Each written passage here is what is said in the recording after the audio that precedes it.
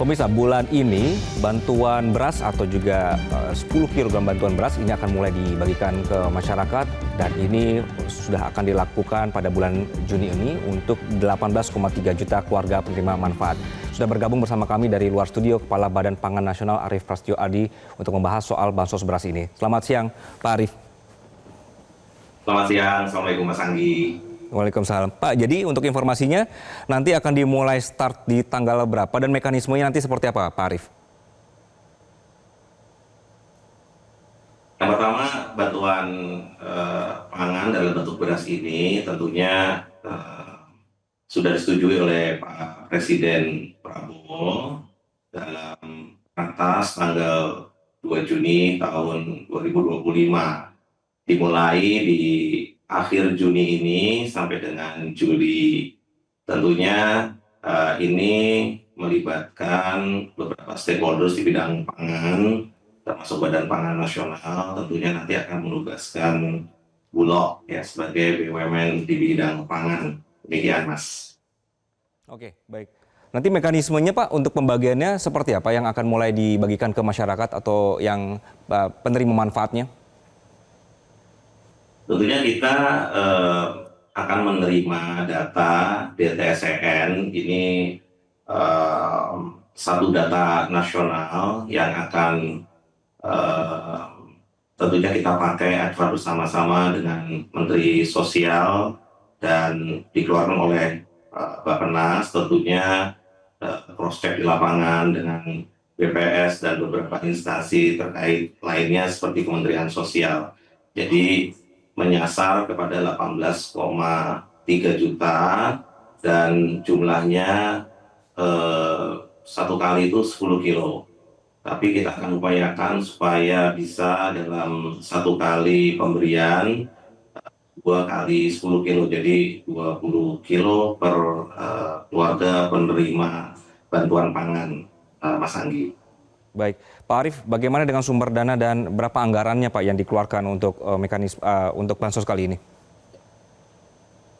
Dalam 2 bulan ini 18,5 juta ini kali 10 kilo kali 2, kemudian nanti ada biaya distribusi dan lain-lain, kemungkinan sekitar 4,9 triliun, Mas Anggi. Oke. Baik. Kemana saja nanti Pak Arief untuk penyalurannya dan siapa saja yang berhak menerimanya? Ya, tentunya ini seluruh Indonesia, kemudian siapa yang berhak menerima adalah keluarga penerima manfaat yang ada di DTSEN. Ya, DTSEN ini terus disempurnakan.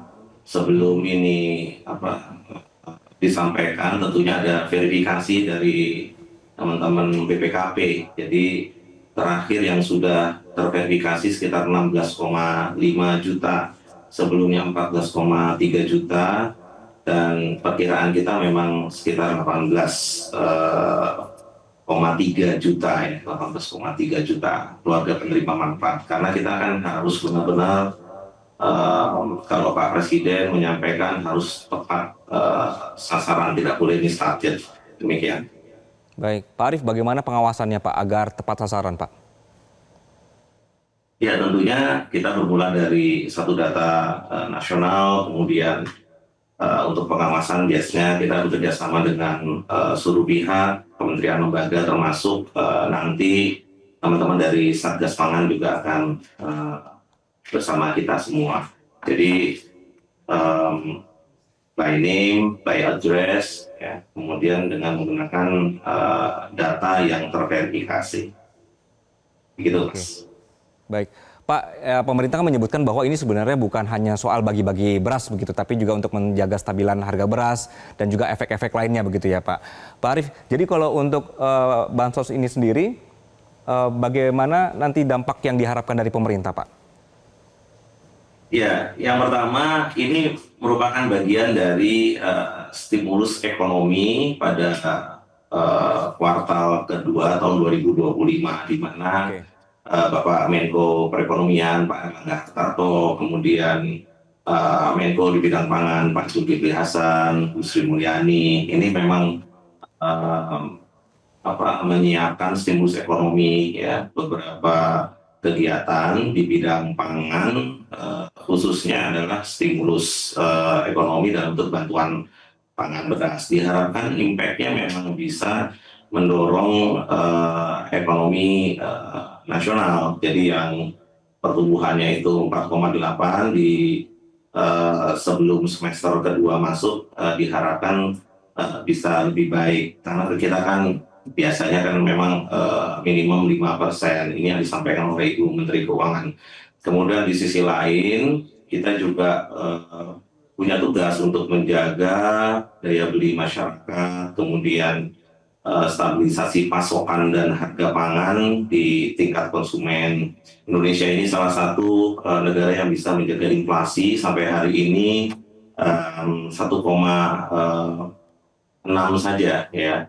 Dan ini terbaik dari tahun 1958. Pada saat yang bersamaan tentunya Pak Presiden Prabowo, kemudian kami bersama Menteri Pertanian, kemudian di Bulog itu juga mempersiapkan cadangan pangan pemerintah ya, sesuai dengan Perpres 125 tahun 2022, dan Bulog sampai saat ini memiliki cadangan pangan beras sudah di atas 4 juta ton, dan serapannya itu dari target yang diberikan oleh Badan Pangan Nasional kepada Bulog atas Ratas dan Pakkortas ini sudah tercapai di atas 80%, sehingga dynamic stock juga diperlukan, turnover yang ada di gudang-gudang Bulog kita. Demikian, Mas Anggi. Pak Arief, dalam program ini yang akan dimulai bulan ini ya, begitu Pak, apakah ada daerah-daerah tertentu yang menjadi perhatian khusus pemerintah, Pak? Iya, jadi kalau bantuan pangan ini tentunya kan menyasar kepada desil 1 sampai dengan desil 7. Ya, ini masyarakat yang paling perlu dibantu. Ya, Badan Pangan tentunya akan menggunakan DTSEN dari teman-teman Bapnas yang tentunya sudah diverifikasi oleh BPKP sekali lagi, dan kita sama-sama berusaha untuk bisa menyalurkan mulai dari akhir Juni ini. Daerah-daerah yang disalurkan itu sebenarnya preferensi kita ya daerah-daerah yang agak jauh ya, seperti Indonesia Timur, kemudian Papua, Maluku maksudnya, kemudian NTT, dan beberapa daerah yang memang 3TP itu yang harusnya kita jalankan duluan. Demikian. Oke, Pak, untuk melihat nanti apakah ini programnya berhasil atau tidak, atau dampaknya tersalurkan atau tidak, indikator berhasilnya nanti seperti apa, Pak? Salah satunya kita akan lihat service level yang kita berikan atas penargetan sekitar di pertengahan bulan Juli mendatang. Kita harapkan bulan Juli itu benar-benar bisa terdeliver ya di atas 95%, karena biasanya memang ada 1-2 yang memerlukan effort lebih, begitu misalnya daerah-daerah seperti disampaikan daerah Puncak Jaya, kemudian daerah-daerah perbatasan gitu ya, yang itu juga perlu effort lebih. Tapi kami biasanya bersama Bulog itu memang mengupayakan supaya yang 2 bulan ini bisa dikirimkan dalam one shot gitu ya, dalam 1 kali pengiriman sudah mencakup 2 bulan, jadi juga lebih efisien dari segi biaya. Jadi mudah-mudahan kita bisa melakukannya. Beberapa tempat juga kita dibantu oleh teman-teman dari TNI dan Polri, karena daerah ini memang daerah yang perlu pengawalan juga ya, daerah-daerah tertentu. Terima kasih. Baik, Ketua Badan Pangan Nasional Arief Prasetyo Adi, terima kasih Pak untuk informasinya di Metro Siang. Jelajahi cara baru mendapatkan informasi. Download Metro TV Extend sekarang.